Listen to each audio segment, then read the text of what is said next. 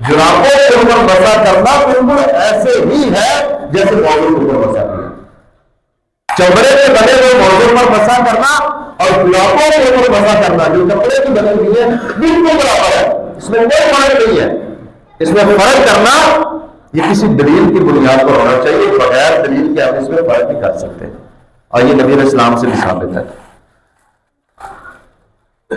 اور مزے کی بات یہ ہے کہ ہمارے احناف جو ہے وہ زیادہ تر یہ بات کہتے ہیں کہ جرابوں پر مسا نہیں کرنا چاہیے، جبکہ ان کی بڑی معتبر کتاب ہدایہ اس کے اندر باقاعدہ موجود ہے کہ جرابوں کے اوپر مسا کرنا بھی جائز ہے.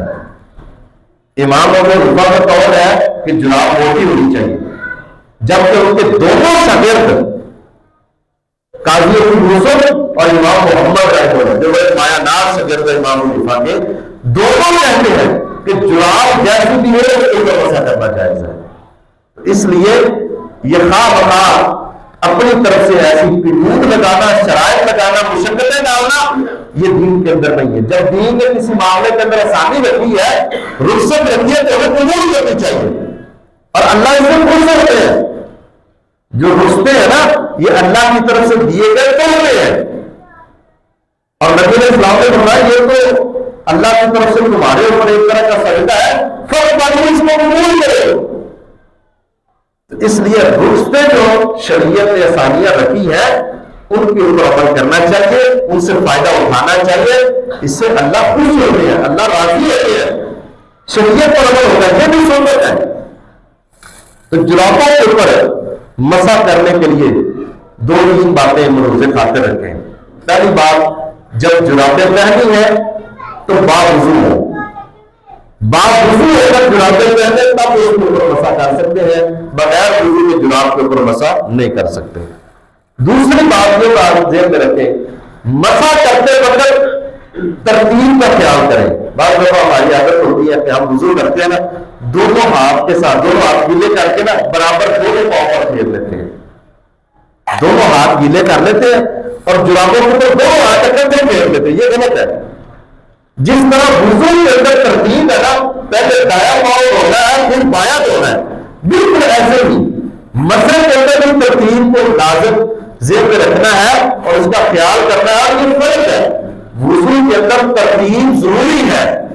ترتیب سے وضو کرنا ہے. جو ترتیب نبی علیہ السلام نے بتائی ہے، سمجھائی ہے، آپ علیہ السلام نے وضو کر کے دکھایا، صحابہ نے سمجھایا، بالکل ایسے کرنا ہے. تو مسا کرتے وقت بھی پہلے دائیں پاؤں پر مسا کرنا ہے پھر بائیں پاؤں پر کرنا ہے، برابر نہیں کرنا، ورنہ ترتیب الٹ ہو جائے گی. اور یہ مسا کرنے کا غلط طریقہ ہے. پھر مسا اوپر والی جانب نہیں کرنا ہے، نیچے والی جانب مسا کرنے کی ضرورت نہیں ہے.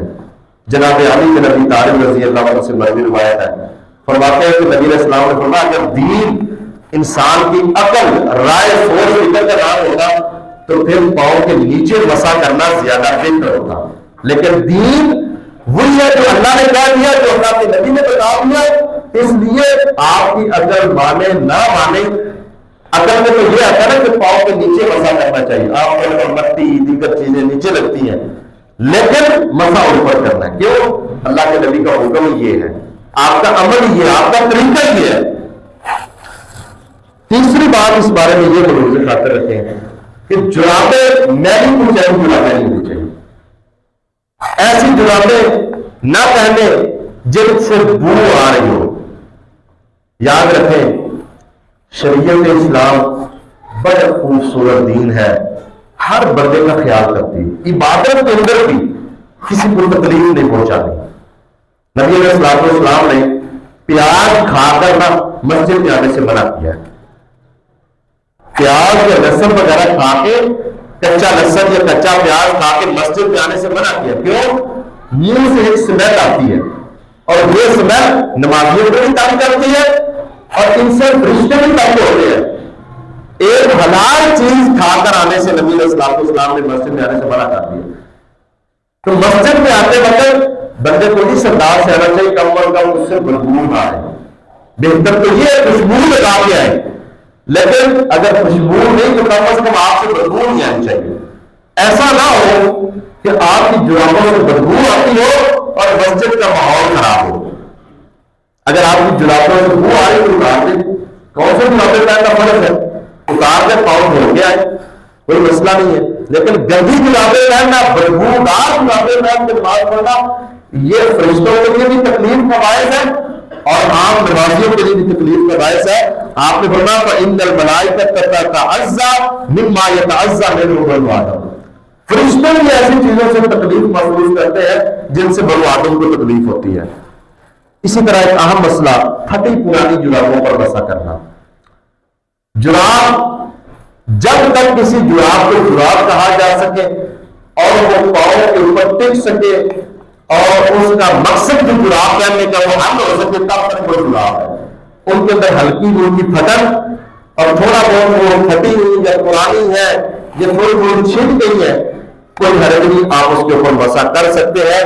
جراب اتنی زیادہ پھٹی ہوئی نہ ہو کہ پاؤں کو موسمی اثرات سے نہ بچا سکے یا مٹی وغیرہ سے نہ بچا سکے. یعنی جس مقصد کے لیے آپ نے جراب پہنی ہے نا، وہ مقصد اگر پورا ہو رہا ہے تو تھوڑی بہت پھٹک جو ہے جراب کے اندر، اس میں کوئی حرج نہیں ہے، آپ وہ جراب پہن سکتے ہیں.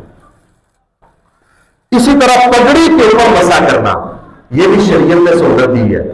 اگر پگڑی ایسی باندھی ہوئی ہے جس کو اتارنا اور دوبارہ پہننے میں ذرا مشقت ہے تو پگڑی کے اوپر مسح کر سکتے ہیں. اور یہ بات ذہن میں رکھ لیں کہ پگڑی کے اوپر مسح کرنے کے لیے پہلے سے باوضو ہو کر پگڑی باندھنا شرط نہیں ہے. جس طرح جرابوں کے لیے شرط ہے نا کہ آپ باوضو ہو کر جرابیں پہنے تب ان کو مسح کر سکتے ہیں، پگڑی آپ جس حالت میں بھی پہن لیں اس کے اوپر مسح کر سکتے ہیں. شریعت نے اس کی اجازت دی اور رخصت یہ رکھی ہے.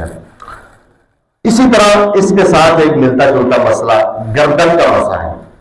یاد رکھیں گردن کا مسح کسی چیز سے ثابت نہیں ہے، یہ غلط طریقہ ہے. نبی علیہ السلام نے سر کا مسح باقاعدہ بیان بھی کیا ہے، کر کے بھی بتایا، دکھایا ہے. بلکہ صحابہ کرام نے سر کے مسح کو بڑی تفصیل سے بیان کیا ہے کہ نبی علیہ السلام نے اپنے دونوں ہاتھ یہاں رکھے، پیچھے تک لے گئے، واپس لوٹائے، پھر کانوں کا مسح کیا. یہ باقاعدہ 3 درجے ہیں سر کے مسح کے. گردن کا مسح کسی حدیث میں نہیں ہے، کوئی صحیح روایت ایسی نہیں ہے جس میں گردن کا مسح ثابت ہو. اس لیے وضو کے دوران گردن کا مسح کرنا یہ درست نہیں ہے، یہ اپنی طرف سے اضافہ ہے جو کہ جائز نہیں ہے. بندہ اپنی مرضی سے کسی عبادت کے اندر اضافہ نہیں کر سکتا، یہ غلط طریقہ ہے، اس سے ہمیں بچنا چاہیے. اس کے ساتھ ساتھ ایک بات آخری سن لیں، وہ یہ ہے کہ موسم سرما میں ہم عام طور پر چادریں وغیرہ استعمال کرتے ہیں. جب چادر لیتے ہیں تو ارکان نماز کی ادائیگی میں یہ خیال رکھنا ہے کہ آپ کی چادر ان ارکان کی ادائیگی میں آئے نہ آئے. رفع الیدین کرنا ہے، ہاتھ باندھ رہے ہیں، سجدے میں ہاتھ آگے نکالنے ہیں، رکوع میں ہاتھ رکھنے ہیں، تو ایسے نہ ہو کہ آپ کے ہاتھ ایک جگہ بندھ جائے یا آپ کولر ہی رکھیں.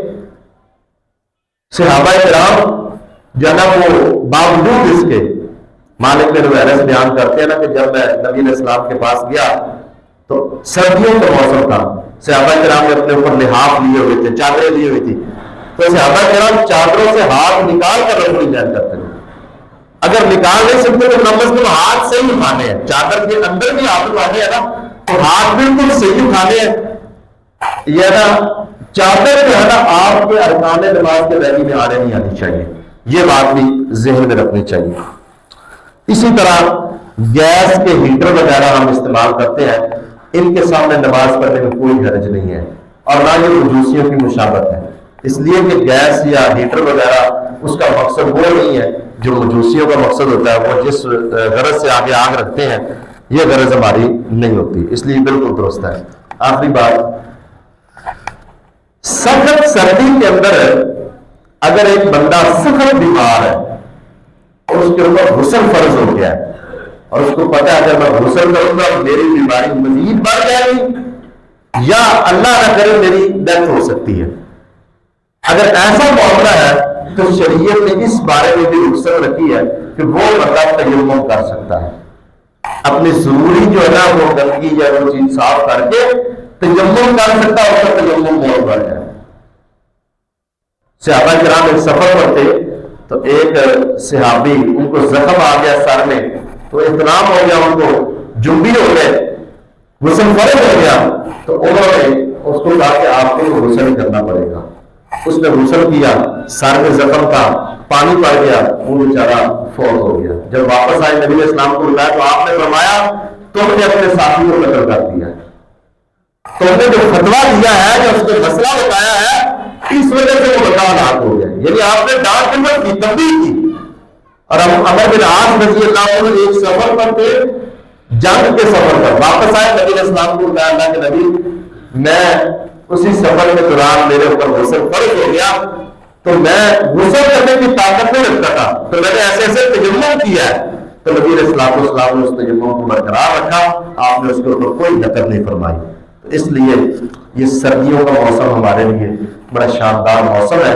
اس میں نیکی کا جذبہ شوق بڑھ جانا چاہیے, وقت نکالنا چاہیے. اپنے بچوں کو اپنے گھروں میں ماں بہنوں سے بھی یہ درخواست ہے, وہ بھی کوشش کریں, اہتمام کریں. آج کل راتیں لمبی ہیں, دن چھوٹے ہیں, زیادہ سے زیادہ نیکی کا اہتمام کریں, راتوں کو اٹھنے کا اہتمام کریں, اور دیگر جو احکام ہے سردیوں کے اندر ان کو پڑھ کے سمجھ کے اللہ تعالیٰ ہمیں اس پر عمل کرنے کی توفیق عطا فرمائے. وآخر دعوانا الحمدللہ رب العالمین.